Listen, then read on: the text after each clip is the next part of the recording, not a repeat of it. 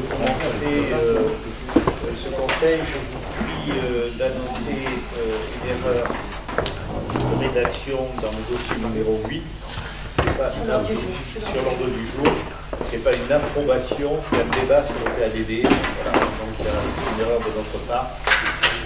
Veuillez nous en excuser. Et donc c'est bien un débat et non pas une approbation.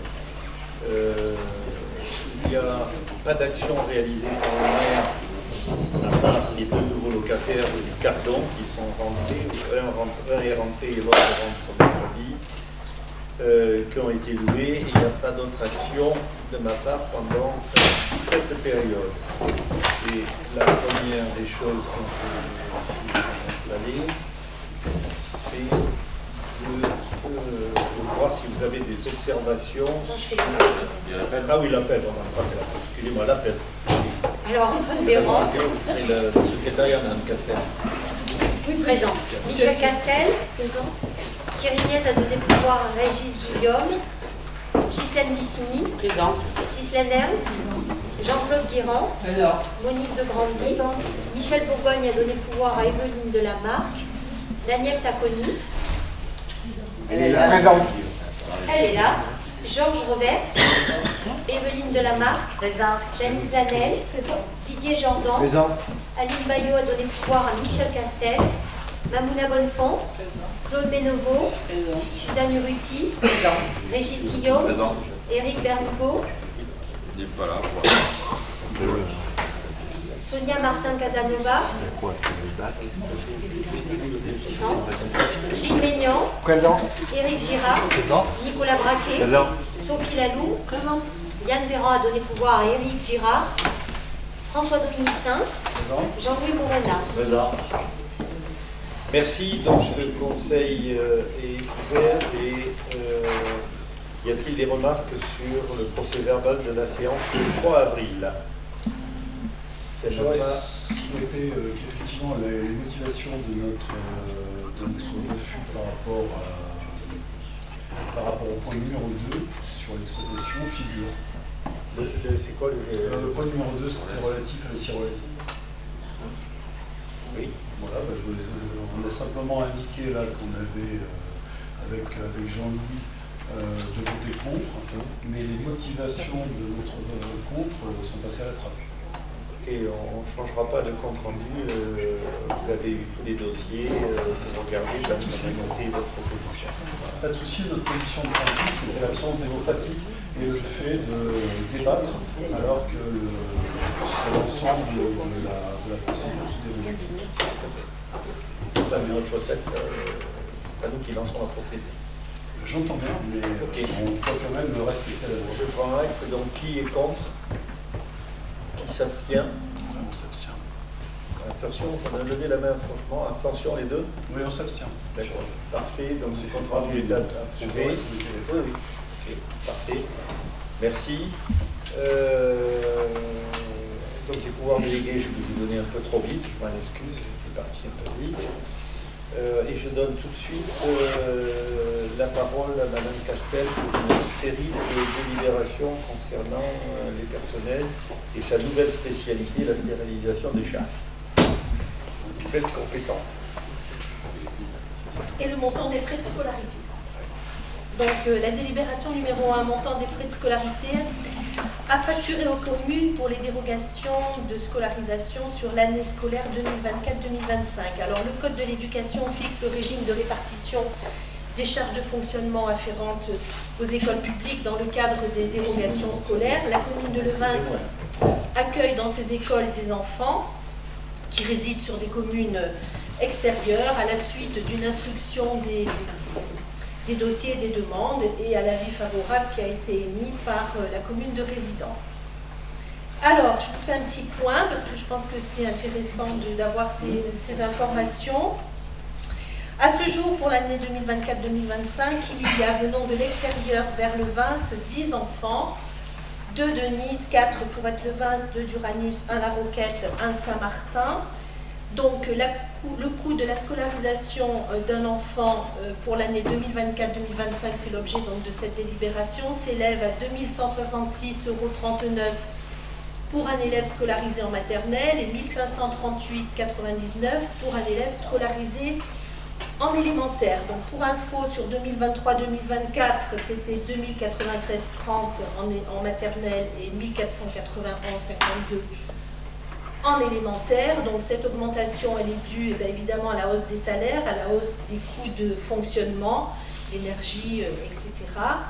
Et le mode de calcul est basé sur le compte administratif de la commune sur l'année 2024. Les sommes sont demandées donc aux communes de résidence et elles sont versées normalement à la fin de chaque année civile. Donc parfois il y a des petits décalages, mais la comptabilité est bien tenue et tout se passe bien, les sommes rentrent régulièrement. Voilà, donc on a aussi des enfants de Levins qui partent sur l'extérieur. Je peux vous faire un petit point parce que c'est intéressant aussi de savoir.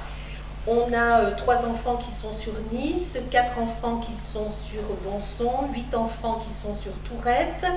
À Saint-Martin-du-Var, on en a aussi, mais on n'a pas encore tout à fait le point là-dessus. Aspremont, un élève, Tourette, 3 enfants, et Saint-André, 2. Les causes, les motifs avancés par les familles sont les suivants: c'est poursuite de cycle, ou une scolarisation en classe particulière de Ulysse, par exemple, sur Tourette, et aussi les horaires et les contraintes professionnelles des parents qui ne correspondent pas avec les services qui sont proposés, et des parents qui sont aussi enseignants dans les écoles. Alors, par définition, voilà, nous refusons les dérogations, puisque l'on doit remplir nos écoles et je ne voudrais pas fermer de classe. On constate la baisse de 25 élèves en préinscription. En général. Donc on refuse. Sur les deux écoles, 25 élèves 25 élèves sur le maternel. La maternelle 25, oui, 25. J'ai les chiffres qui m'ont été communiqués au total. On est bien par rapport à la moyenne départementale, notamment sur Nice, la baisse est beaucoup plus significative, et sur le reste de la France aussi, où nous on est plutôt dans une version stable. D'autant plus qu'on sait que par exemple qu'il y a une famille qui arrive et qui a 4 gosses, et une que j'ai reçue qui en a 3 qui s'installe à Sainte-Claire, donc déjà on sait, donc 2 qui seront petits. Donc, mais on constate de la même manière, on a aujourd'hui, j'hésite, excusez-moi, entre 16 et 19 places disponibles à l'assistante maternelle aujourd'hui. La crèche est pleine. Même les mercredis où on a des trous, on a réussi à combler, parce que là c'est la rentabilité de l'opération. Donc voilà, on a une baisse et on est dans le dessus du panier. À l'élémentaire, on a des chiffres un peu? Non, je n'ai pas dit l'élémentaire du tout. Pas du tout, parce que en principe, il commence et il va nous les donner fin de ce mois. Les prescriptions sont quand même. Oui, oui. Et après, on décale et le reste, ça s'est bien passé d'ailleurs en mairie, on l'a fait en mairie. Donc voilà, on essaie de faire après les enseignants, les classes spéciales à Tourette, et puis quand on a des contraintes, on n'est pas au cul aussi, on discute avec les parents et c'est Michel qui dit tout ça, donc merci pour ce travail. Et les Levançois qui vont ailleurs, les frais de scolarité sont à peu près similaires aux nôtres?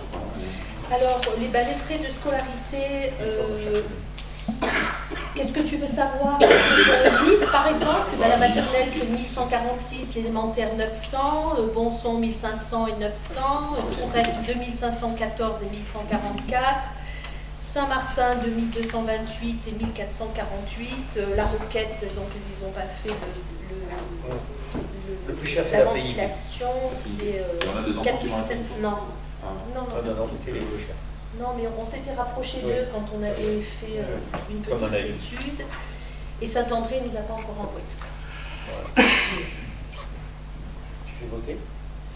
Par contre, bon, les enfants il y a toujours des enfants à Pont-du-Var qui vont à Bonson? Oui, je l'ai dit, 4 enfants. C'est les 4 enfants de Pont-du-Var qui vont à Et il y en avait 6 et 2 ont rejoint, ont déménagé et sont pour. Parce que j'avais entendu comme quoi ils n'allaient plus là, ils allaient à... Non, mais il faut arrêter d'entendre. Non, mais c'est toi qui me dis là. Moi, j'étais étonné. Michel, on est là pour discuter de ça. Il n'y a pas de polémique. Il y a 4 enfants. Il y a polémique parce que Michel le prend mal. Je pose une question simple. Bon, allez, on fait votre question, Castel. Qu'est-ce qui dérange Michel dans la question? Non, mais je te réponds, pardon. Voilà, j'ai eu un petit moment d'agacement. C'est pas grave. Donc, 4 enfants sur bon sang. Je te prie de bien vouloir m'excuser. Bon sang, je veux bien. Mais après, c'était pour savoir si c'était les enfants de Plan du Var qui allaient toujours à bon son. Oui, 4 enfants qui vont à bon son de Plan du Var. Il y a 4 enfants qui vont à bon son. Mais c'est pas spécialement des enfants de Plan du Var qui vont. Bien sûr. C'est dans les dérogations, et puisque j'ai. Ça peut être de Levançois qui vont à bon son ou. Non. Mais les Levançois, Ah, de Levin, tu parles. De Levin, je parle. Parce qu'il y avait, on avait parlé, est-ce que le bus est toujours compris dans le. Il y avait le transport, on avait conclu que le transport était pris en charge. J'étais dans le chapitre les enfants qui vont de Reims sur l'extérieur. C'était pas une question piège, Michel, c'est pour se renseigner. Il y a 4 enfants. Le plan du Var fait partie de Levins, donc 4 enfants de Levins, plan du Var, qui vont à Nancy. Il y a 3 élèves en maternelle et 1 élève en élémentaire. Maternelle 1500, élémentaire 900, soit 5400 €. C'est vrai qu'on est allé j'en conclus qu'on est à peu près identique avec les autres communes par rapport au Il n'y a pas à être identique, c'est le groupe administratif qui détermine. Et selon ce que nous, on propose aux enfants aussi. Donc il y a des collectivités qui ont moins parce que ils ne prennent pas en charge par exemple des transports pour les sorties des écoles, les Noël, etc. Tout ça rentre dans le package. On a même eu le débat. Eh bien oui. Le pain n'était pas compris sur tout le reste de il faut tirer le pain, le pain n'était pas compris. Il y a bien longtemps. C'est par rapport à leur Ça me blaise, ils auront des absents dans toutes les classes. Ça me blaise, ils ont des absents dans toutes les classes. Je ne sais pas. Oui, je crois, oui. Ah oui, c'est pas vrai. Je ne sais pas. Alors, je vous demande d'approuver les dépenses de le coût de fonctionnement des différentes écoles. Donc, de fixer la participation aux frais de fonctionnement pour l'année 2024-2025 à 2166,39 pour un élève scolarisé en maternelle et 1538,99 pour un élève scolarisé en élémentaire. Et d'autoriser Monsieur le maire à signer tous les documents afférents à cette délibération. Qui est contre? Qui est contre? Qui s'abstient? Merci pour l'unanimité. Deuxième délibération. Alors, attends, je range.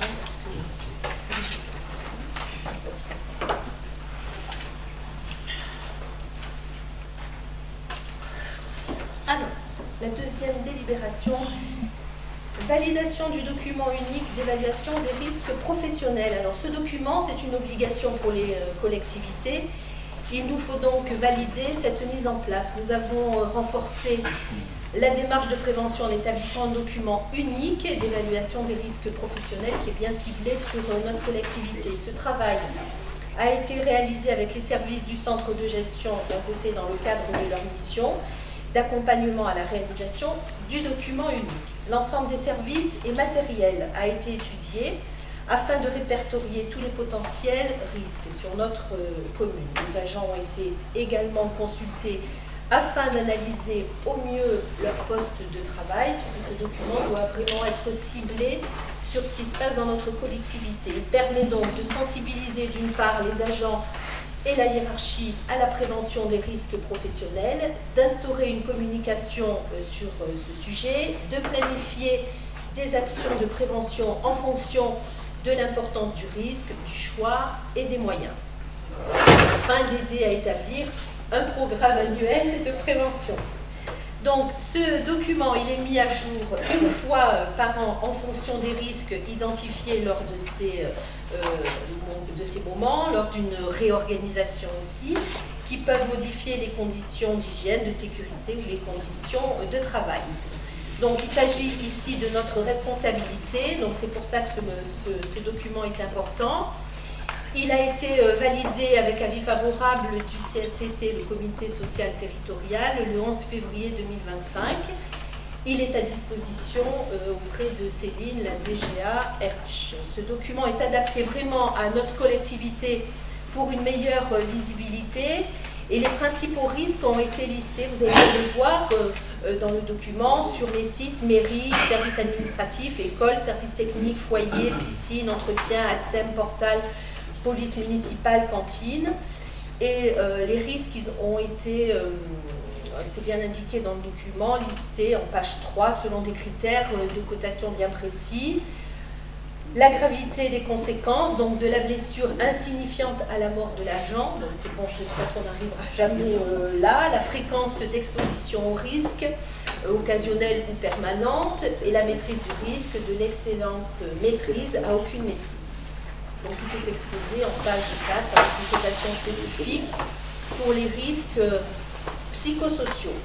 Donc chaque pôle est décliné par un tableau qui expose la tâche, le risque, les observations, la gravité, la fréquence, la maîtrise, pour arriver à la criticité. Donc c'est un mot un peu savant qui explique l'état d'urgence critique. Donc ce calcul se fait par le produit de la gravité, la fréquence et la maîtrise. Et enfin, les propositions de mesures correctives. Et on peut constater que sur les différents pôles, on reste dans les zones 1 et 2. Donc c'est-à-dire... Voilà, mais c'est un niveau dans l'ensemble de risque moyen. Mais quand même en tenir compte. Oui, il y a des risques un peu plus en rouge sur des postes un peu plus... C'est quoi la mise en place d'un DATI en fait, DATI? Pour justement cette page 8. Où ça Page 8, c'est la seule où il y a une mise en place d'un DATI. 3. Oui. Il y a une mise en place d'un DATI. C'est quoi un DATI? C'est quoi un C'est la DATI? question. Oui, C'est un je sais système pas d'alerte. répondre. Voilà. C'est quoi un DATI? Un Qu'est-ce qui système peut d'alerte. m'aider? Un système d'alerte. Bon, mais cherchez vite sur Google, sur Monsieur Google. T'es sûr? Service d'accueil. Mise en place d'un DATI, je ne sais pas répondre. Je voudrais simplement dire, et Michel, je te remercie, Céline et toutes les équipes Oui, mais je qui voudrais ont qu'on ait la travaillé. réponse là-dessus. Quelqu'un peut aller voir là, le DATI. Tu l'as le DATI? Ça, regarde. Système d'alerte.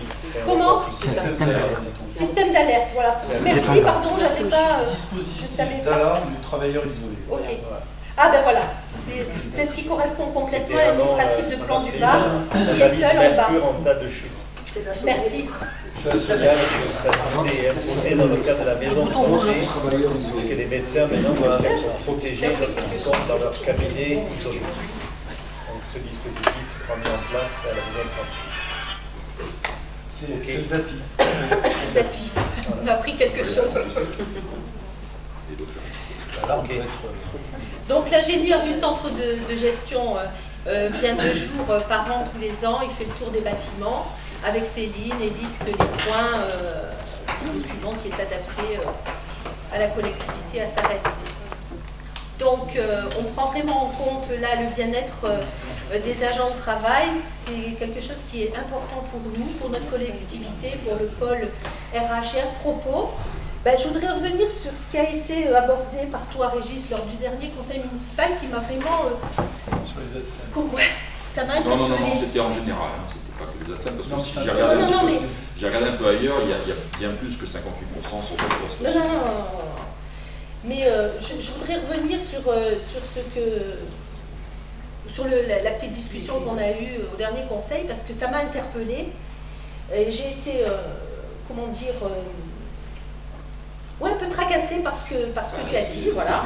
Et donc j'ai repris un peu le déroulé de nos échanges, donc je vais les reprendre là si tu permets pour voir si je suis bien dans la phase. Tu as dit que tu sentais un malaise chez nos ADSEM qui était chargé. Non. Si. Attends, tu me laisses finir après. Oui, d'accord. Ou tu veux qu'on échange à chaque fois? Tu as dit, je sens un malaise, c'est du ressenti chez les ADSEM qui sont chargés de tâches qui ne sont pas forcément... qui ne relèvent pas forcément de leur fiche de poste, on leur demande peut-être un peu trop. Oui, on leur demande peut-être un peu trop. Si, j'ai tout repris. Donc moi je t'ai posé la question, est-ce que c'est du ressenti ou est-ce que c'est des faits? Donc j'ai pas bien compris ce que tu m'as répondu à ce moment-là. Pour moi, c'est définitif. Donc s'il y a un malaise, donc on va reprendre les fiches de poste par rapport à ça, puisque tu as dit que on leur demandait peut-être des choses qui n'étaient pas tout à fait ce qu'on devait leur demander. Là, t'interprètes, là. Non, j'interprète pas. Donc on va revoir tout ça bien. On va reprendre tout ça avec Céline et les enseignants pour recaler tout ça à la rentrée prochaine et qu'on soit bien en phase de chaque côté. Après, on a abordé le sujet de la grève, donc, qui a été suivie à cause de l'usure des agents. Elles ne feraient pas grève pour des revendications nationales, mais parce qu'elles sont usées et que tu sens de l'usure chez les ATSEM. Bon. Donc c'est là que je t'ai posé la question, est-ce que tu sens ou est-ce que c'est la réalité? Est-ce qu'elles c'est la réalité des choses, puisqu'il y avait un 99% chez les enseignants, de grévistes, au niveau national. Il y avait 58 chez les ATSEM, et il y a d'autres postes où on est quasiment à 100%. Voilà. Oui, non, mais là on parle de nos ATSEM. On parle moi je ne parlais pas d'ATSEM. En général, moi j'avais les chiffres et je l'ai bien dit. Si tu écoutes bien la réunion, et tu écoutes bien tout, on a suivi tout ça. Oui, tu dis qu'il y en a 4 sur 7, donc ça fait tant de pourcentage, etc. et tout. Donc tu as dit que tu connaissais les chiffres par rapport à ton épouse qui est enseignante, etc. Non mais laisse-moi finir, je te remercie de nous faire remonter ces infos. Enfin, on les connaissait quand même en amont puisqu'on a réorganisé le service au mieux. Donc moi, comme j'ai été interpellée par ce problème qui a été soulevé, j'ai rencontré des ATSEM. Alors certaines sont venues de leur propre initiative, pas toutes, mais beaucoup, et elles se sont un peu insurgées sur ce que tu as dit au conseil. Auprès de moi aussi. Hein, voilà, donc, et elles disent qu'elles ne comprennent pas comment on peut parler d'elles pour elles et à leur place. Donc, elles tiennent à préciser, et je le dis très clairement là ce soir, qu'elles n'ont rien à reprocher au fonctionnement de ce qui se passe dans ce service-là. Elles sont entendues, elles sont écoutées. De quoi? On me l'a dit à moi aussi. Ah voilà, donc oui, non, mais je raconte pas de bombard. Enfin, voilà, elles disent qu'elles sont entendues et écoutées par Céline et par le service RH. Je pense qu'on est quand même très à l'écoute de leur bien-être au travail. Par rapport à la grève, certaines ont fait grève pour des raisons personnelles et en aucun cas, donc elles tiennent vraiment à le dire, et en aucun cas pour des revendications concernant leur travail, l'organisation de leur travail et leur statut. Donc je trouve que c'est important de le dire. Et elles sont venues me préciser que les horaires de 10 heures, c'est à l'heure voilà, de donc demande. je vais y venir aussi là-dessus, que la venue d'association des parents au moment sur la pause méridienne, là, au moment du repas, tu dis qu'elles l'ont mal ressenti. Bah, écoute, apparemment, elles ont l'habitude de ce moment puisqu'on y va chaque année, hein, donc c'est un moment qui se passe bien, on n'a pas senti de malaise, le travail est bien fait, elles n'ont pas à s'inquiéter de la présence ni des parents ni des élus qui sont là à ce moment-là, oui, des parents d'élèves de l'association, les délégués de parents d'élèves. Alors après, au niveau de l'usure, puisque tu as insisté quand même sur ce mot usure, alors évidemment, il y a 3 ATSEM qui sont destinés à partir à la retraite. Alors quand on arrive en fin de carrière, sur tous les... Enfin, je pense qu'il y a des retraités parmi nous, au bout de notre carrière, et ben, quand on arrive à la retraite, on peut être, entre guillemets, usé ou fatigué ou lassé. Donc, ça peut s'entendre, mais on l'a entendu aussi. Et cette avancée vers la retraite et vers une fin de carrière a été prise en compte par rapport à l'avancée de l'âge, en aménageant le temps de travail, c'est-à-dire qu'elles font moins ou plus du tout d'animation, puisque c'est ce qu'elles souhaitaient. elles ont préféré remplacer les animations par des heures de ménage ou prendre en charge le transport en bus parce qu'elles sont moins motivées pour l'animation, ce qu'on peut comprendre quand on arrive à 50 ou 60 ans, chanter La Souris Verte et Yukaidi Yukaida, on peut être un peu fatigué. Voilà, donc on a pris en compte tout ça. Donc Céline a pris en compte les problèmes de santé aussi de certaines en aménageant l'organisation du temps de travail. Donc je peux pas laisser dire, parce que franchement je trouve que c'est pas cool et que ça reflète pas ce qui se passe, que le personnel des écoles a fait grève parce qu'elles sont usées. Donc ça, à mon sens, on ne peut pas le dire. Donc ce problème a été soulevé, je ne sais pas pourquoi, mais il n'avait pas lieu d'être soulevé, c'est assez déplaisant. On va ignorer un peu le problème des absents parce que j'avais les chiffres. Non, mais le gros sujet c'était ça quand même. Enfin, nous, ce qui nous intéresse, c'est ça. Nous, ce qui nous intéresse, c'est ce qui se passe dans notre service et dans nos absents. Après, les grandes considérations et les grands chiffres de ci, de là, machin, moi j'aime bien qu'on soit sur le terrain. C'est simplement un fait, tu sais très bien, on parlait de budget, on parlait aussi qu'il y avait 178 € par jour, par habitant de moins sur les frais de personnel.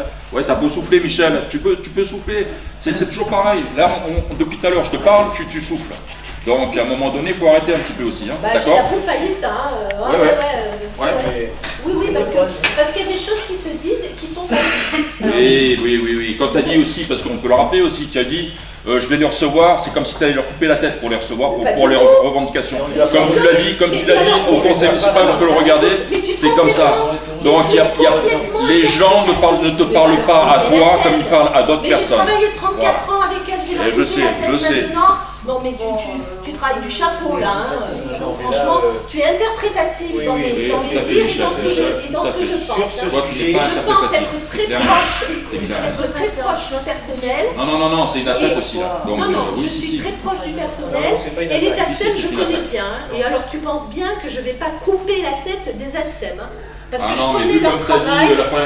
Je vais les recevoir et je veux savoir leurs revendications. Donc c'est sûr que moi si je suis employé municipal, je ne viens pas te parler, c'est clair et net. Ou alors je viens te parler pour te dire que tout va bien. Ça c'est clair et net. Alors tu me connais vraiment mal. Oui, je te connais de plus en plus. Non, moi jamais, je me demande comment je me connais. On n'a pas voulu les recevoir. Et moi, elles ont forcé ma porte pour me dire qu'elles étaient choquées et qu'elles... Non, mais là vous focalisez, monsieur le maire, même monsieur le maire, vous l'avez dit clairement, vous avez dit oui, il a parlé des chiffres de la SEM, mais c'est en général. C'est vous qui l'avez dit même au conseil municipal. Est-ce que c'est vrai ou c'est pas vrai? Voilà. Donc moi j'avais juste les chiffres des ATSEM, voilà, c'est tout. J'ai juste comparé les choses sur le fait que, oui, effectivement on a 900 000 € de moins que des communes de moyenne de même... Voilà, ça souffle. Voilà, c'est bon, ça souffle. C'est pas dû aux ATSEM. C'est pas dû aux ATSEM en général. Oui, effectivement, c'est pas dû aux ATSEM, c'est en général. Voilà. Bon. Voilà. Donc moi je tiens quand même, je voudrais terminer quand même, et je rebondis aussi sur le fait de ce que tu avais dit, qu'on a un taux d'absentéisme qui est relativement faible dans nos services, donc je pense que notre personnel il est bien et voilà, et on ne va pas leur couper la tête, voilà.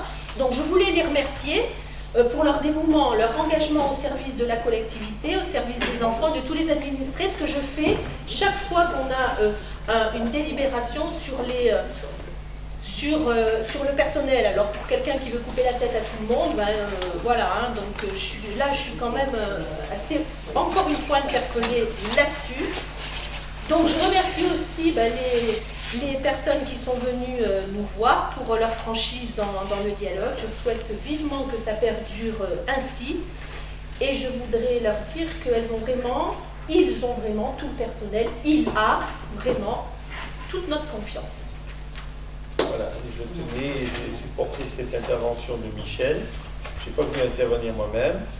J'ai été interpellé sur la plage, j'ai dit venez me voir, ils sont venus. Et donc aujourd'hui, je confirme que nos ATSEM sont contents d'y être, sont contents des horaires et du travail, et qu'elles ne sont pas à bout. Ce qui m'intéresse, c'était ça.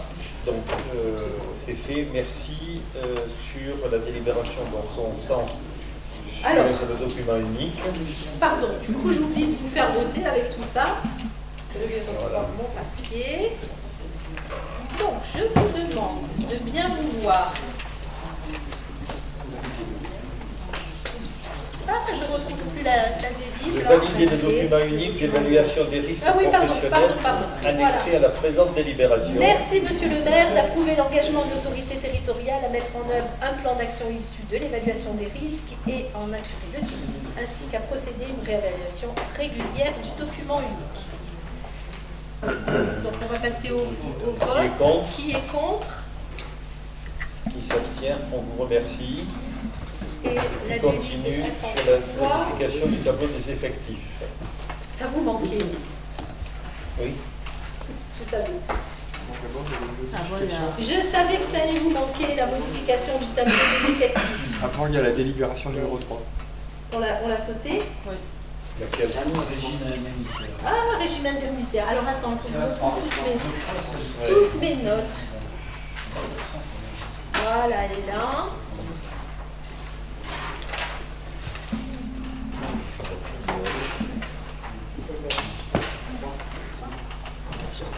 Pardon. Alors, le régime indemnitaire, ça concerne encore nos agents. Donc, modification des conditions de maintien du régime indemnitaire. On a voté celle d'avant ou pas? Oui, c'est bon. Hein. Donc, nous devons définir le cadre général et le contenu de ce régime indemnitaire pour les cadres d'emploi concernés. Nous avons depuis le 1er mars 2025, par décision de l'État, l'obligation de diminuer de 10% le traitement des agents communaux en congé de maladie ordinaire durant les 3 premiers mois. Ce n'est pas forcément une bonne nouvelle, hein, tout ça, mais voilà, donc on est obligé de se plier à ce qui se fait au niveau de l'État, du gouvernement. Donc l'agent en maladie touchera 90% de son traitement, le premier jour d'arrêt étant carencé et donc pas payé. Je vous rappelle qu'on est parti de 3 et que le texte est arrêté à un jour de carence. Donc la fonction publique territoriale doit s'aligner, hein, c'est ce que je viens de dire, et être cohérente avec la fonction de l'État. Donc le maintien du régime indemnitaire qui est sur votre document, si vous voulez, je peux vous le lire, hein, le maintien partiel du régime indemnitaire, donc il est maintenu à 90% les 10 premiers jours, sauf le jour de carence, sans prime, ce que je vous ai dit. Le maintien partiel avant, il était maintenu intégralement pendant les 10 premiers jours jusqu'au 3e, et maintenant il est maintenu avec cet abattement de 10%. Ça concerne tous les agents titulaires, stagiaires, contractuels qui ont un régime indemnitaire. Et donc vous avez vu aussi la suspension du régime indemnitaire dans les cas de congés de longue maladie, de longue durée, de grave maladie, de période de préparation à un reclassement, si on constate que l'agent est inapte à exercer ses fonctions, ou en cas de voilà. Donc les cas particuliers du CIA sont exposés, la part variable de l'ISFE sont exposés aussi. Il n'y a rien de... C'est pas forcément une grande nouvelle, mais voilà, on est obligé de délibérer là-dessus par rapport à... Non, c'est une disposition fédérale. Voilà, on doit adapter, on doit délibérer là-dessus. Donc je vous propose de modifier les conditions de maintien du régime indemnitaire des agents de la commune de Levins, telles que précisées dans la présente délibération, et d'autoriser Monsieur le maire à signer tout acte relatif au régime indemnitaire. Qui est contre?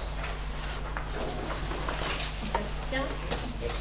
À l'unanimité, continue au tableau des effectifs. J'étais pressée tout à l'heure parce que je savais que ça vous Ça, manquait. c'est pour aller au chat.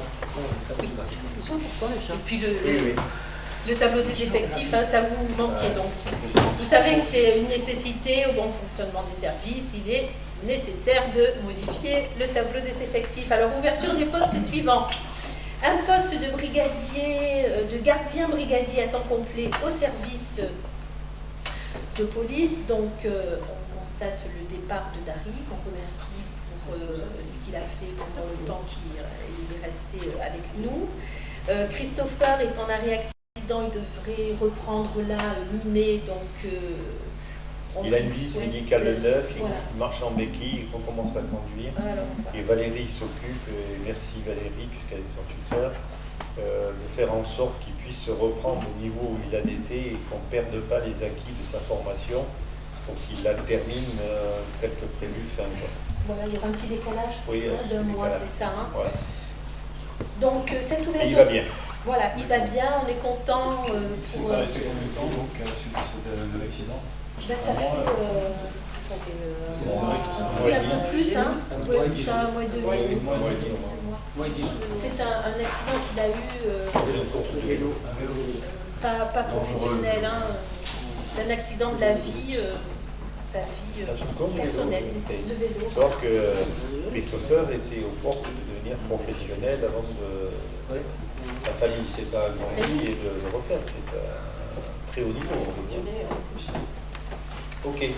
Donc cette ouverture de poste, elle est due à l'arrivée de, je peux le citer, bien sûr, c'est pas David, voilà. David Mirabet, voilà, qui était ASVP sur son ancien poste, qui a réussi son concours de gardien brigadier et qui sera donc stagiaire chez lui.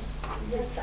Qui sera recruté en policier municipal et qui partira en formation. Et là cet aussi, automne.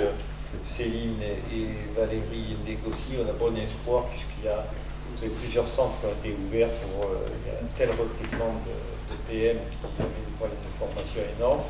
Donc on espère avoir un poste en septembre pour 6 mois et avoir au mois de février une police municipale de 2 policiers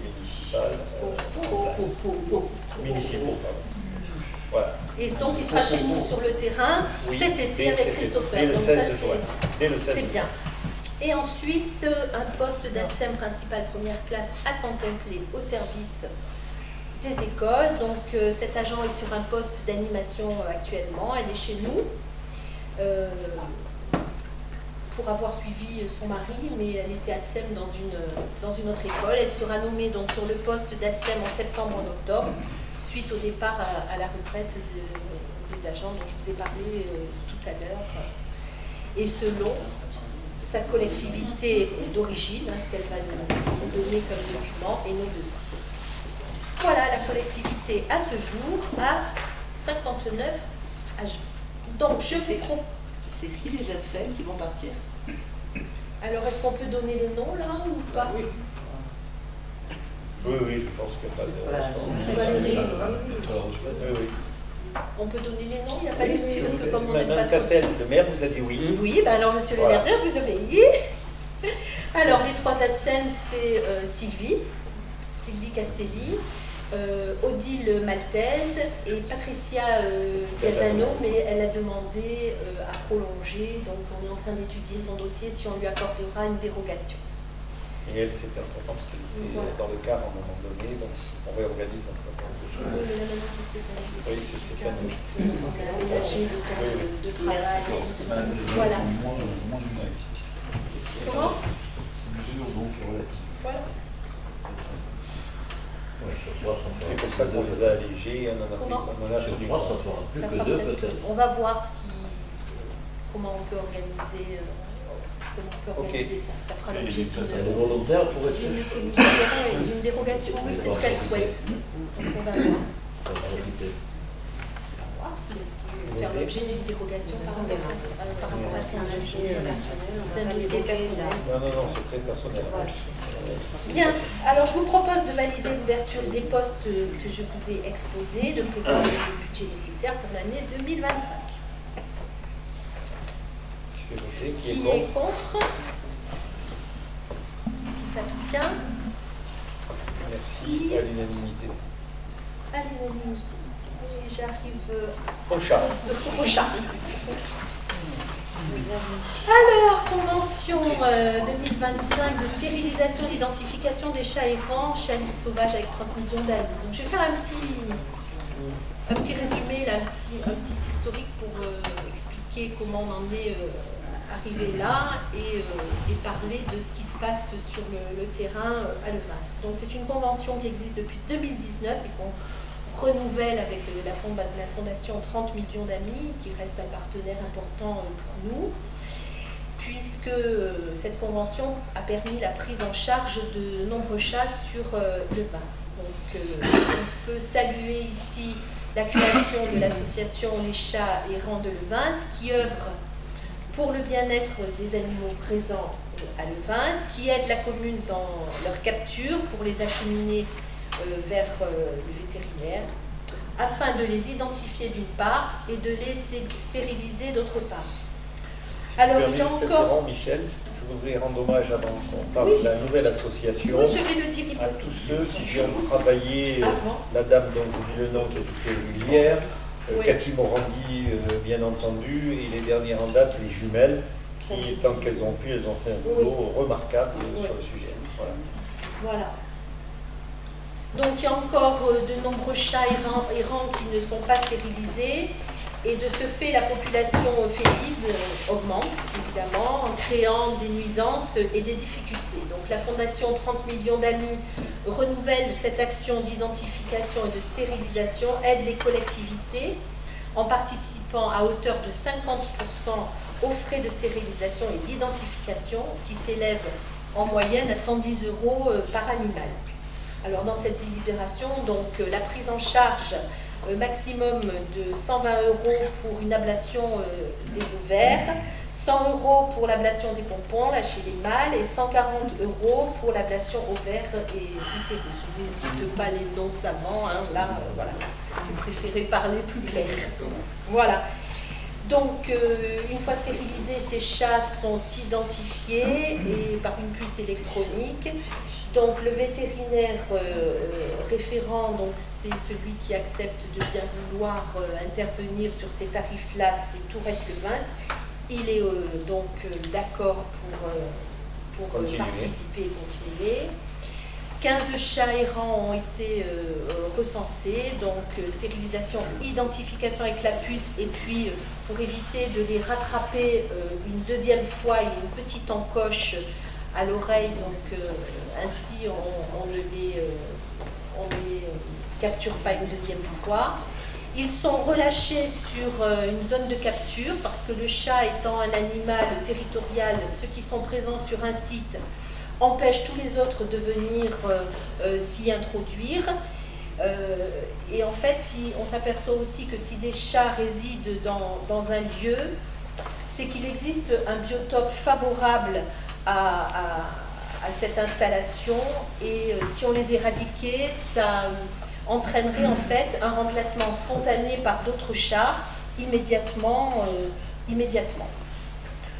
Donc les chats libres sauvages vont devenir des chats errants libres. Ils continuent à jouer leur rôle important de filtre contre les rats, les souris, et là sans les problèmes d'odeur d'urine, de miaulement des femelles en période de fécondité et des naissances incontrôlées et nombreuses. Donc je voulais vraiment remercier l'association qui vient de se créer, les Chats Errants de Levins, autour de sa présidente, Madame Fanfan,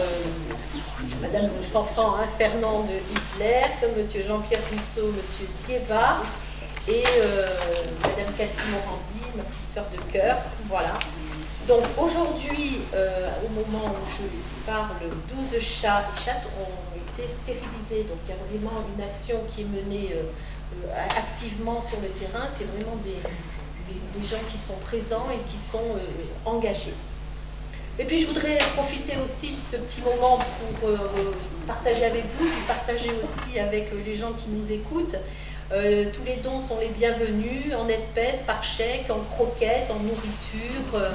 Voilà, tout ça est bienvenu, et Madame Fanfan sera très heureuse de recevoir les dons en espèces, en chèques ou en nourriture. Et le relais chez nous, c'est Madame Sophie.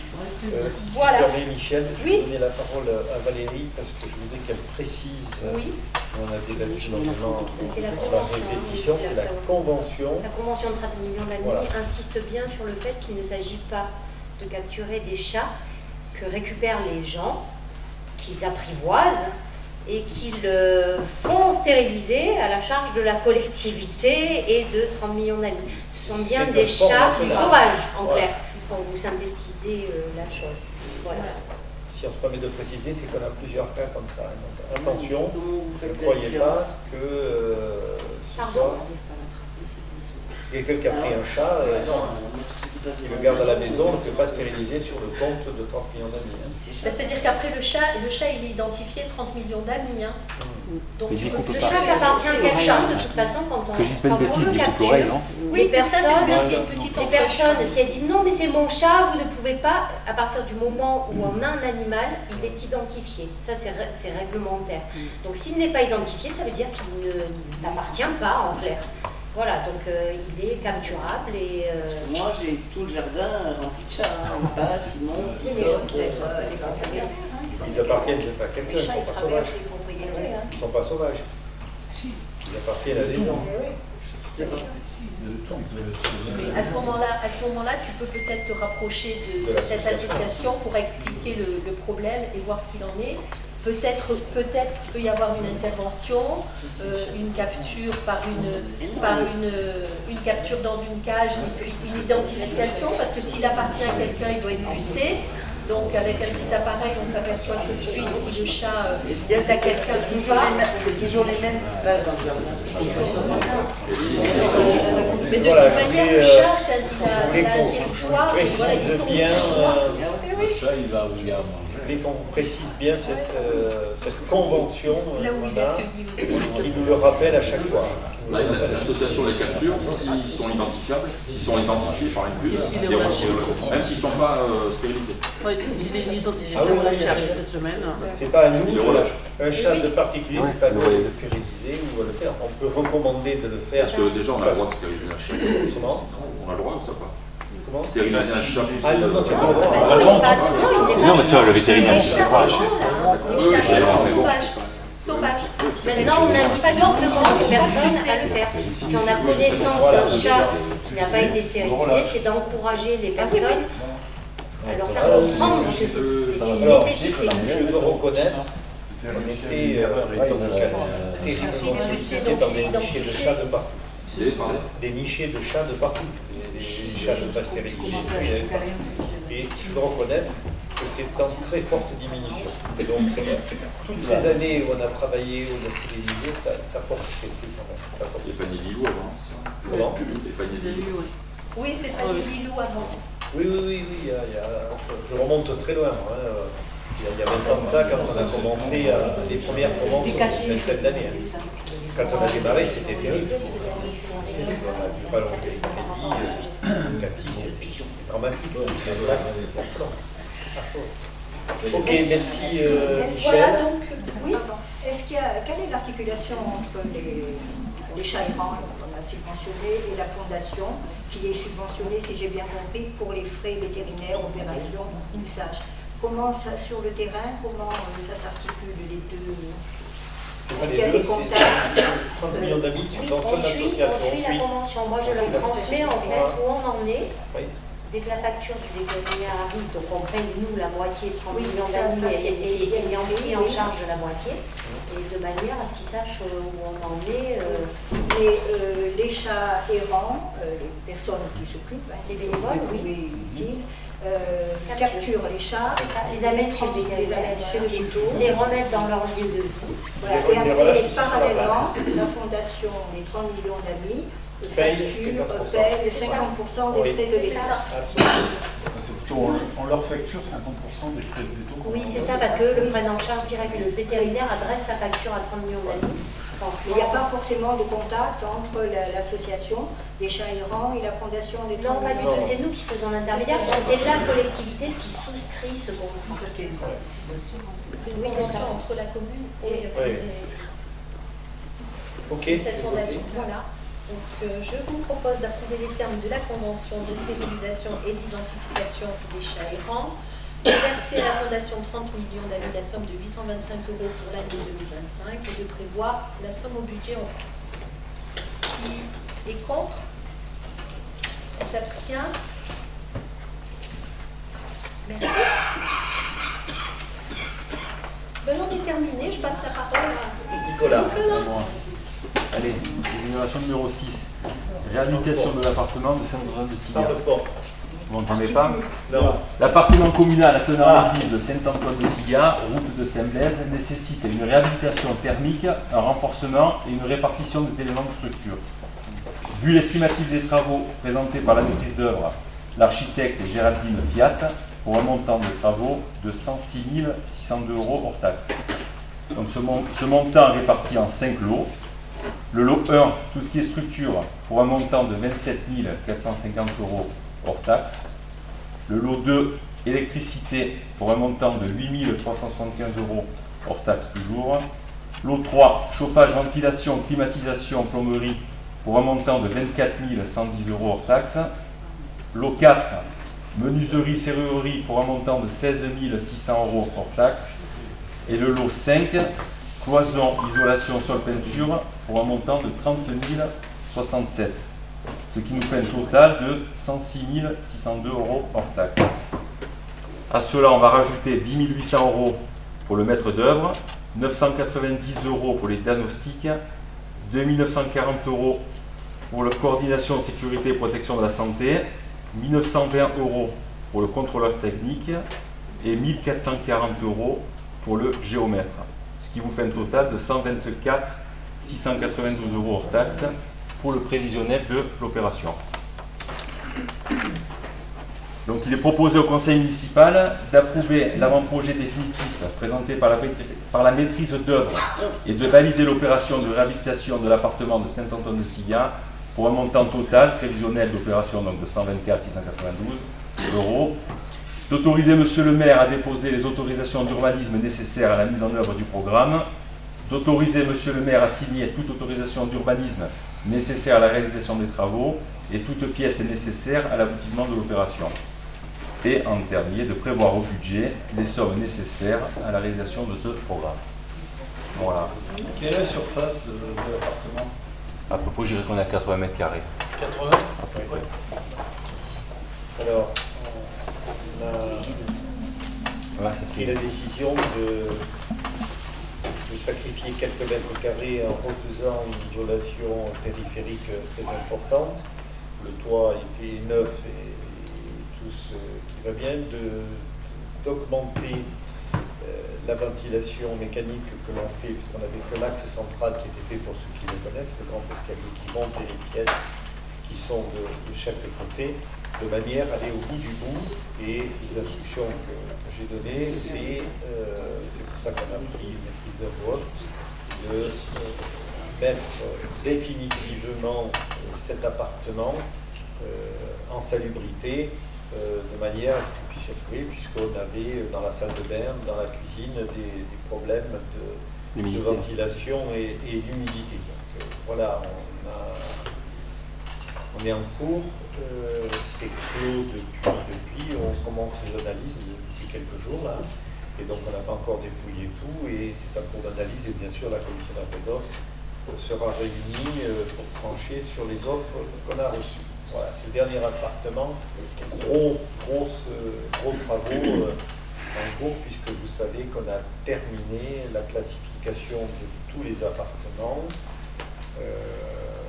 qu'on a en locatif. Il en reste deux, un parce que le propriétaire ne nous a pas encore trouvé un rendez-vous, c'est l'appartement de l'agriculteur.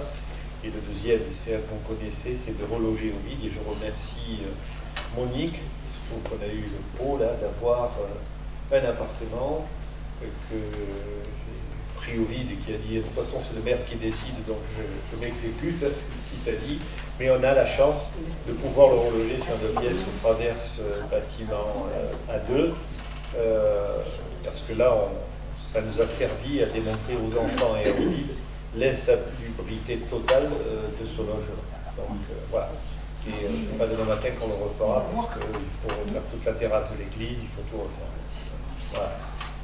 Donc nos appartements sont tous passés. Et maintenant les diagnostics sont sur l'ensemble des... Absolument. 52 appartements, il y en a 50. Un qu'on a abandonné et un qu'on n'a pas encore contrôlé, qu'on attend le rendez-vous.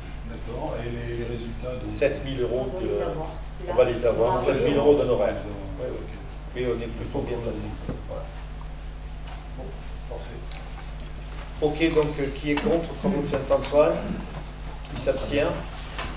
Merci pour cette unanimité. Donc il m'appartient à moi de présenter les deux dernières délibérations.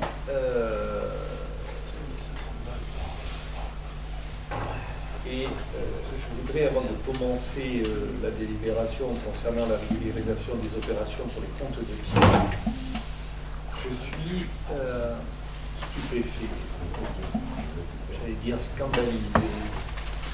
C'est la gestion administrative, c'est la norme, c'est tout ce que vous voulez, mais le travail qu'ils sont en train, et merci Valérie et Maëva, sont en train de faire avec la direction des finances, qui reconnaît qu'on est la commune leader, qui s'exécute et qui va au fond des choses.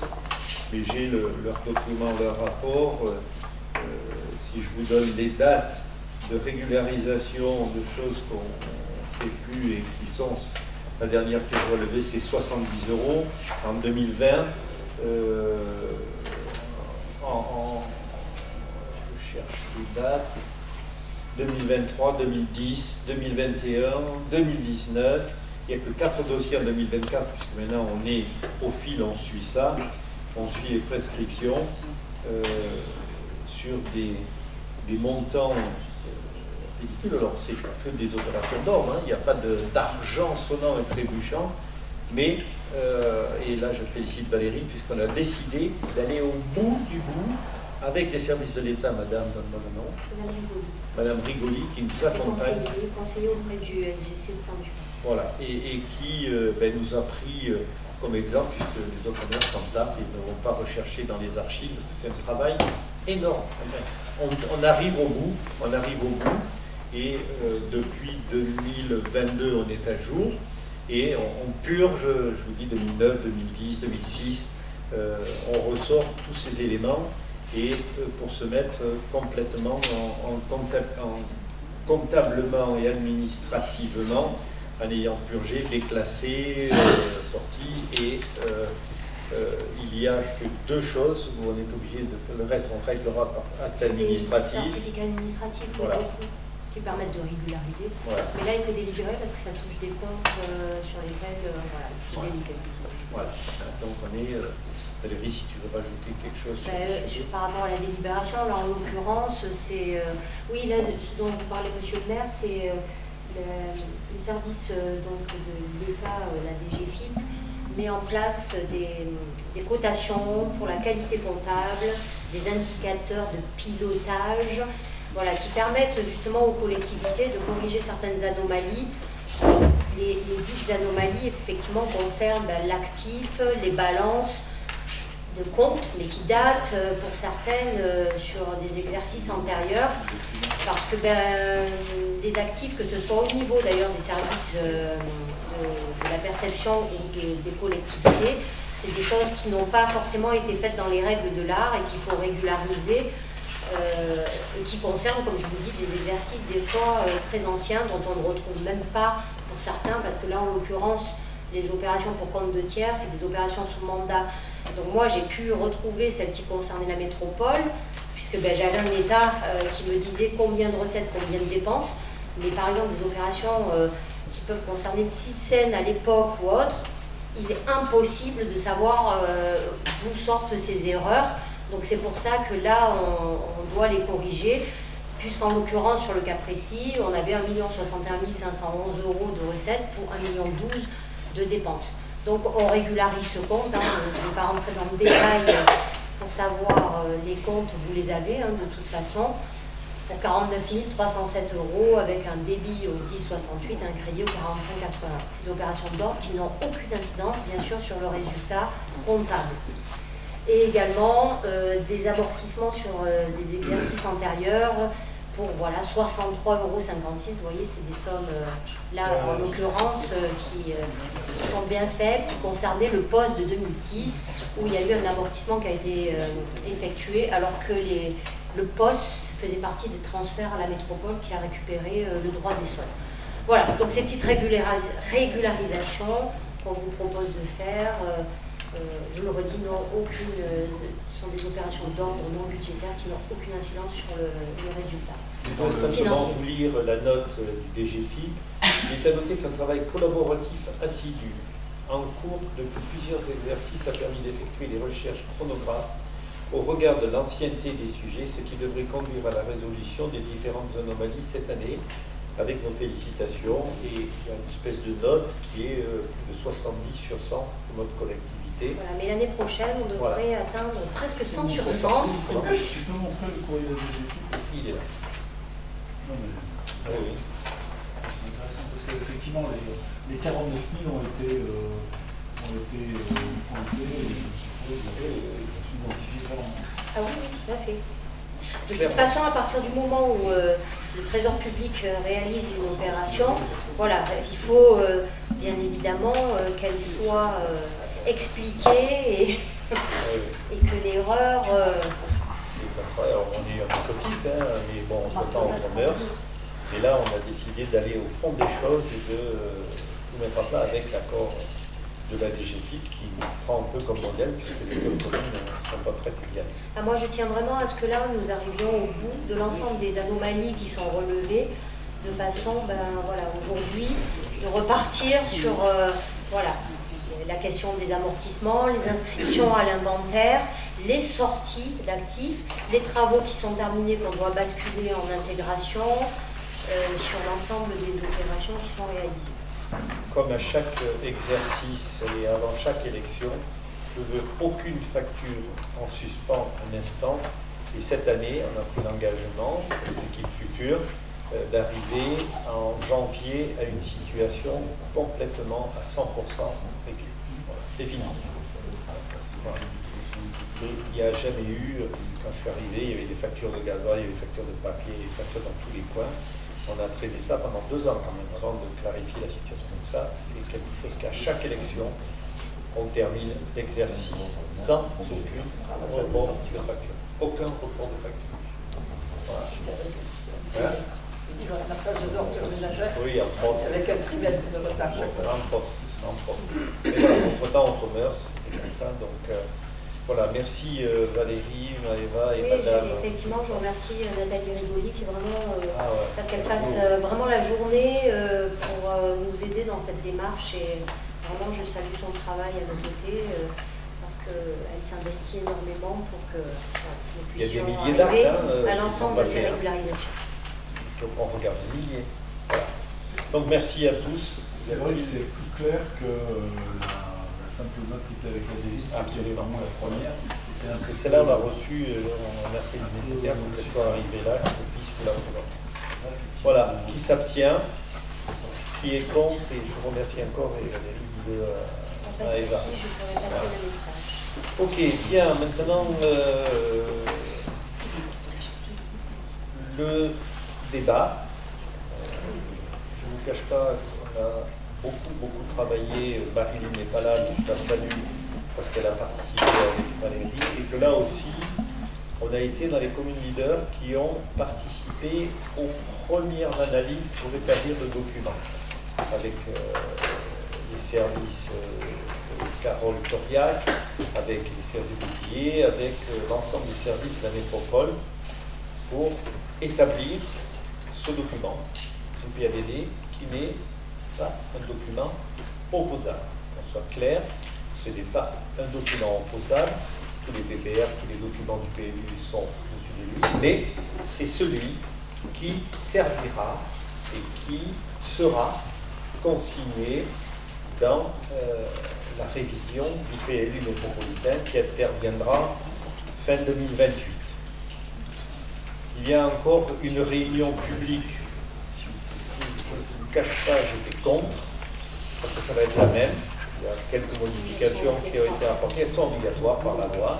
Donc le bureau d'études viendra d'ici le 17 juillet, de mémoire, la date est encore fixée, je pense, pour faire cette présentation qui est strictement la même que celle qui a eu lieu à la précédente réunion, à quelques modifications près, portées par des communes sur des chemins. Moi, par exemple, j'ai demandé que chaque fois, le moyen pays soit intégré, ne soit pas dire le littoral et le haut pays, et que le moyen pays figure dans tous les appels.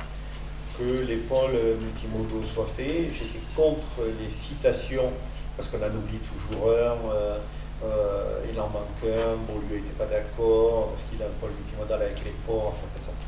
Et c'est un document qui a fait un diagnostic, qui a été comme ça, qui a été présenté aux personnes associées, qui a été présenté dans une dernière réunion des maires avec les directeurs généraux des services il y a un mois à peu près, sur les 3 grands items, parce que c'est ce qu'il faut retenir: un territoire remarquable et unique, un territoire économique et attractif, et un territoire équilibré et solidaire. Notre satisfaction, et je parle sous couvert de ceux qui ont travaillé avec moi sur le sujet, c'est qu'on se sent à l'aise dans ce document sur des choses très générales et des choses plus symboliques, le parc photovoltaïque, le collège avec des briques de terre et en matériaux biosourcés, un certain nombre d'éléments qui ont servi à construire, parce qu'en réalité c'est un littéraire. Ce document, c'est de la littérature. On peut chercher tous les mots, on peut trouver un mot qui est bon, un mot qui n'est pas bon. C'est vraiment un document de synthèse littéraire de ce que pourrait être 2035, puisque c'est rapporté de 30 à 35, et à 2050 maintenant, avec des choses concrètes. Ce qui intéresse le citoyen, on le sait tous, c'est les ouvertures à l'urbanisation, et c'est le parcellaire. Le parcellaire ne sera pas traité avant mi-2027, fin 2026, mi-2027. Le parcellaire sera abordé, et c'est le grand moment qu'il faudra regarder avec les dépôts de demandes d'ouverture à l'urbanisation. Nous avons vu des cartes sur lesquelles on s'est déjà opposé, et aujourd'hui, il n'y a pas de tracé. Il n'y a pas de tracé, notamment parce qu'aujourd'hui, la polémique sur le ZAN, menée par le Sénat et les différents allers-retours à l'Assemblée nationale, ne permettent pas de déterminer clairement ce qu'on appelle le zéro artificialisation nette. Alors on le voit par les pratiques, la ville sur la ville, Nice qui est un spécialiste, le relevé des immeubles, les étages supplémentaires, pour essayer de créer du logement et d'aller le plus loin possible. Ce document traite aussi, dans le cadre équilibré et solidaire, et des déserts médicaux, traite la transition énergétique, toute la possibilité de réaliser des biosourcés, et puis notamment sur le littoral, un vaste programme lié au transport et à la mobilité propre. Alors nous sommes concernés sur cette mobilité propre par 2 éléments. Le premier est le parc relais de Plan du Var, avec les chemins de fer de Provence, et notamment qui s'accélère de par l'obtention des Jeux Olympiques, et il est cité clairement dans ce document, et il a reçu un coup de boost par l'obtention des Jeux Olympiques, avec des choses qui me paraîtront compliquées, puisque, par exemple, un des principes qui semble être retenu, c'est-à-dire de ne pas stationner en bas, mais d'enrocher, de monter, stationner au niveau de la voie ferrée en haut, pour l'équivalent de 500 places de stationnement. Il faudra s'arracher un peu pour arriver à les sortir quand même, mais en tout cas, c'est bien parti dans des études qui ont été confiées à l'agence d'urbanisme, Alain Philippe, qui a reçu l'aval du président de la métropole pour avancer sur ce sujet-là. Ça, c'est un élément de mobilité propre, important, lié au plan du Var. La deuxième chose qui nous concerne directement, alors quand je dis directement, c'est une facilité, c'est la T4 qui ira à la Trinité et à l'Ariane, et qui aura un gros parc relais au niveau du parking de Saint-Pont. Pourquoi je dis que là on est très concerné? Parce qu'elle va permettre d'avoir une liaison par bus propre, la distance est réduite, électrique vraisemblablement, jusqu'à ce parc relais, et dans ce parc relais, on prend la correspondance avec la T4 pour rejoindre le pont Michel et le pôle multimodal du tramway, qui nous permettront d'avoir, sans aller à Nice Nord ou à Pont Michel, juste au pied de chez nous, j'allais dire avec beaucoup d'avantages peu d'inconvénients, mais c'est un atout dans les 10 ans à venir, mais dans les 5 ans, puisque T4 termine les études, et elle tournera bien là. T4 amènera vraiment un confort important pour le Lensois. Dans la voiture, on descend, les bus s'arrêteront là d'ailleurs, et on aura un échange multimodal très important à ce niveau-là. Moi, je préconisais qu'il soit plus haut pour éviter la traversée de Saint-André, mais c'était très compliqué, c'est-à-dire de monter jusqu'au Carrière et de traverser où il y a la canalisation forcée pour rejoindre l'Ariane, qui a été une étude de mon donné avec un morceau de tunnel entre la commune de Tourette et la commune de Saint-André pour aller rejoindre l'Ariane. Ça se fera plus bas. On traversera Saint-André, c'est là où on risque d'avoir un peu d'embouteillage encore, mais en tout cas, on aura une fluidité pour garantir, par exemple, à nos élèves, qui n'est pas toujours le cas, peut-être à l'heure dans les collèges et lycées attenants. Donc, ce document, on le prévoit de cette façon. Il prévoit aussi des téléphériques à la Gaude, ça ne rendra longtemps plus, mais bon, il y a un certain nombre de choses à traiter. Donc, on vous a transmis l'ensemble des documents dès qu'on les a eus, on était un peu tard, dès qu'on les a eus, on les a transmis. C'est un travail de longue haleine, c'est un travail de 3 ans en arrière, qui a nécessité un grand nombre de réunions de travail, et ensuite plusieurs passages sur les personnes associées, personnes qualifiées associées, dont l'État, qui, à la dernière réunion, s'est montré,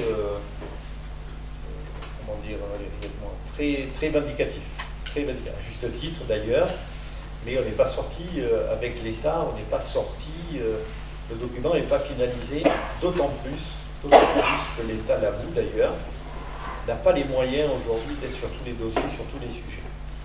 Donc, soit ils diront rien, ça sera tacit, soit ils essaieront d'éviter les grands sujets. Par exemple, un gros sujet sur lequel je me suis occupé pendant longtemps, c'est le collège de Nice, dans le cadre de l'ARENAS, qui pose problème et qui se décale au-delà de 2030.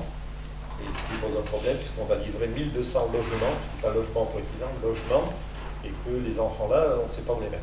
Dans les collèges qui doivent être construits dans cet espace-là, et pour lequel il y a un problème avec la chambre d'agriculture, un problème de terrain, un problème de pollution, et des enfants. Ce document, ces documents, retracent l'ensemble du périmètre des 51 communes de la métropole, que ce soit des problèmes de dépérissement des forêts, on peut débattre des nuits et des nuits, et le périmètre est tellement large, les sites archéologiques, vous en passez les meilleurs, et je dois avouer que des équipes qui étaient relativement restreintes à la métropole pour sortir ces documents ont fait un très gros travail de synthèse, mais qui pour moi est beaucoup trop littéraire. Mais c'est un très bon document qui référence l'ensemble sur ces 3 axes qui sont là, un territoire attractif, équilibré et solidaire et remarquable et unique, et notamment fait un panel de la SRU, notamment sur le logement,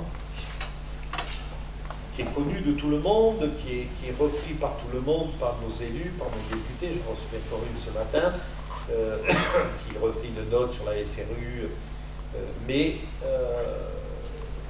je pense qu'on est devant des difficultés et que je vois mal à Levin sur quels immeubles on va surélever pour arriver aux 500 logements qu'on devrait faire, pas 500, mais pas loin, combien est le chiffre, aujourd'hui, de construction, de logements et autres, et notamment avec la saturation du foncier.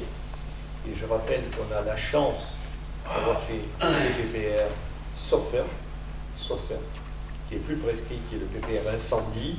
Dans celui-là, il sort. Je peux vous dire, quand on trouve un morceau de terrain constructible, on n'a pas fini de le faire. Ça sera une bérésina, malgré les bornes à incendie qu'on pourrait mettre, malgré tout ce qu'on peut faire. Je profite de ce moment pour vous informer, puisqu'on les a reçus ce matin, qu'il y a une campagne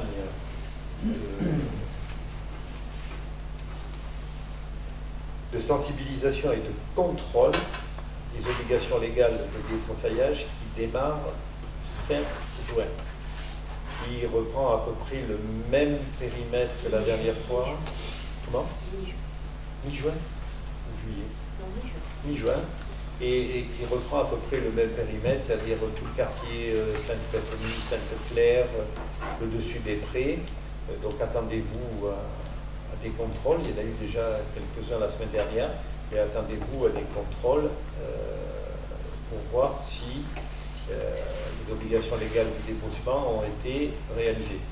Nous avons obtenu l'autorisation d'informer, donc on va remettre les panneaux, il y en a certains qui sont tombés, on va les remettre bien en vue. Et on mettra quand même un bandeau dessus pour prévenir les populations qu'il y a ces contrôles. L'État nous a autorisé, alors que ce n'était pas le cas, pas la fois dernière, parce qu'on a déjà eu l'autorisation, mais la fois d'avant, on n'avait pas eu l'autorisation de communiquer où avaient lieu les contrôles. Alors on ne sait pas quelles parcelles ils vont contrôler. Il y a 3 équipes de 2 qui vont travailler pendant 2 semaines sur le sujet, à partir de mi-juin. Voilà, attention. Ceux qui n'ont pas fait, ou qui sont dans ces quartiers, qui n'ont pas fait des obligations légales de débroussaillement, sachez-le. C'est un aparté, c'est pas dans le PADD, mais comme je l'ai vu ce matin, je me permets de vous informer tout de suite en direct. Voilà un petit peu, moi, qu'est-ce que je ressens de ces documents. Le gros d'opération, c'est les ouvertures à l'urbanisation. Alors bien sûr, c'est là où interviendra le préfet de région, puisque ça sera un lien direct, d'ailleurs vous l'avez vu dans Remarquable et Unique, des réflexions notamment sur le zéro artificialisation, c'est dans le premier alinéa, le premier axe, c'est là où ça va se passer, et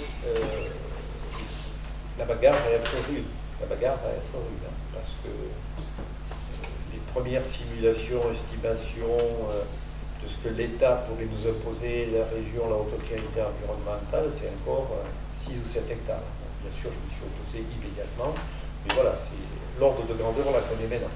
Voilà. Donc, sur ce qui reste, eh bien, ça, c'est trop de chagrin. Et si jamais on avait le PPR incendie qui sortait à ce moment-là, alors là, je peux vous dire qu'on peut aller se faire voir pour construire une maison. Là. Voilà, je ne sais pas ce que vous voulez, comment vous voulez, c'est général, on peut débattre sur tout. Mais ces textes-là, ils sont là, et le gros du sujet, il interviendra fin 2026 jusqu'à fin 2027 pour une approbation que moi, personnellement, je vois plus en 2029-2030 que 2028. Voilà. Là, c'est un gros travail depuis le début du mandat là, sur le PADD. On avait commencé ensemble. Oui, tout à fait, absolument. Voilà. Donc voilà, vous voyez, il est très littéraire. Après, c'est vrai que c'est compliqué de résumer, que ce soit compréhensible et lisible par le citoyen lambda. Il y a des personnes associées à tout le monde, mais c'est un document public, c'est à tout le monde, c'est ouvert à tout le monde. Et là, il y a une vraie difficulté. Quel est votre commentaire? Quel est votre avis? Qu'est-ce que je pense que les documents vous les avez? C'est un bel ouvrage de référence qui permet d'avoir une vision de l'avenir. C'est le terme est bon. C'est un ouvrage de référence littéraire qui permettra non pas d'aider, mais de s'opposer le moment venu à certaines choses qui pourraient nous être imposées.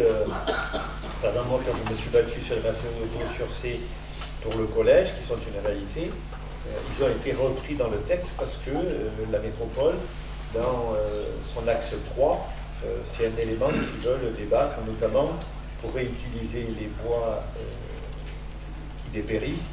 Si on utilise ces bois dans les 2 premières années, ils sont encore utilisables. Si on passe les 2 années, le bois n'est plus utilisable, parce que le verre a une galerie profonde. C'est de la même manière que les analyses des terres aujourd'hui, et le vin sera un exemple, puisqu'on va avoir la structure vraisemblablement à la déchetterie, parce que le retard du collège, il vient que simplement l'entreprise nous a baladé et n'avait pas les moyens de fabriquer sur place. Donc, et comme on exige que la terre cuite, parce que c'est dans le bilan énergétique, c'était important, on a maintenu, et donc ça a décalé de quelques mois. On a récupéré les pierres, on a récupéré les bois, et maintenant il nous faut récupérer la terre, la traiter et fabriquer les premières briques pour pouvoir construire les premiers éléments non porteurs du collège, qui démarre là. On a fait des essais de circulation la semaine dernière avec des bus, parce que je voulais qu'on teste les bus grande longueur, 57 places, électriques, donc ça a été fait la semaine dernière et on n'a pas de problème d'accessibilité et les choses sont lancées, les appels d'offres sont en cours, au moins pour les gros terrassements, la récupération de la terre et la fabrication des briques. Et ça, ce sera l'objet de notre débat qu'on va sortir, de la même manière que la maison de plan d'hiver aussi, les délais de recours sont terminés, donc on va pouvoir récupérer les plans et vous la présenter bientôt. Voilà, si vous n'avez pas de questions autres, le terme est bien, c'est un document de base structurant qui permettra de voir comment on peut faire face à différents items. On l'aurait eu pour le dossier collège, on s'en est servi un peu, on l'aurait eu pour le dossier collège, on aurait pu gagner un peu de temps. Mais c'est vrai qu'il y a énormément de choses pour tous ceux qui ne connaissent pas, qui sont un peu étrangers aux documents d'urbanisme. Le PADD, ça permet d'y retrouver toutes les visions sur la démographie, sur les plans de transport, sur l'emploi et qu'est-ce que l'on imagine comme développement sur ces différents items sociaux et économiques. Donc c'est un document de référence intéressant. Je ne dis pas c'est bien d'avoir sur cette année de nuit, mais on peut y trouver beaucoup de choses. C'est ce document d'ailleurs, je viens de le dire, c'est ce document qui fixe les prévisions du taux de progression de la population et de la natalité, et notamment qui détermine la future carte scolaire. Voilà, qui détermine la future carte scolaire en fonction des éléments, non pas de l'éducation nationale, mais des éléments médicaux, j'allais dire, de toutes les captations prévues et inscrits dans ce PADD. Il n'est pas dans le PLU, c'est inscrit dans le PADD, mais le PLU appliquera cette norme-là pour voir la progression du logement, de l'habitat. Et il y a une vision, par exemple, démographique qui est intéressante. Et cette vision démographique, c'est pour l'ensemble du territoire, mais également pour les communes. Donc, c'est bon de s'y référer. D'autres questions? Donc c'est un débat. Merci de votre avis, de vos avis. Et le conseil municipal est terminé. Je remercie tout le monde et merci Alex pour la retransmission. Merci à tous. Merci Valérie.